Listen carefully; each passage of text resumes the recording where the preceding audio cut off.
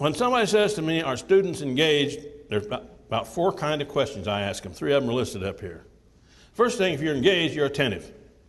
If I wanted to measure engagement, the first thing I'd look at are people paying attention. That's the old time on task kind of stuff. A kid's engaged. One of the indicators of engagement is attention. But attention is not enough to be engaged. You got to care about what you're attending to. That means you got to care about enough to persist with it when you have difficulty. So another thing I'd want to look at is persistence. Not only do they do the task, but if they don't succeed at it, they come back for more because they find it's so worthwhile to them that they'll stick with it. And so persistence, this is one of the reasons I don't have much for so-called walkthroughs as a way of assessing engagement. You can't measure my persistence by walking through.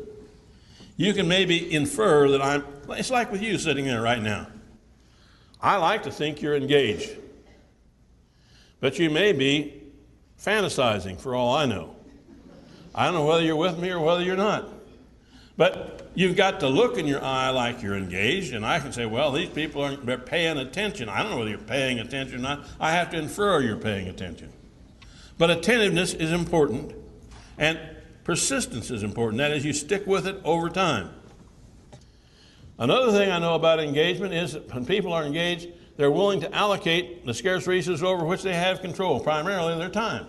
If students are engaged, they persist, and they commit voluntarily their time. They do things outside of the requirement because they find it an important thing to do.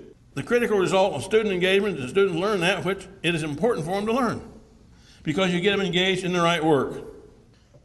I've added to that, beyond what we normally have talked about in the past, I've added to that meaning and value. If the work is going to be engaging work, it has to have meaning and value to the student in the terms that the student understands.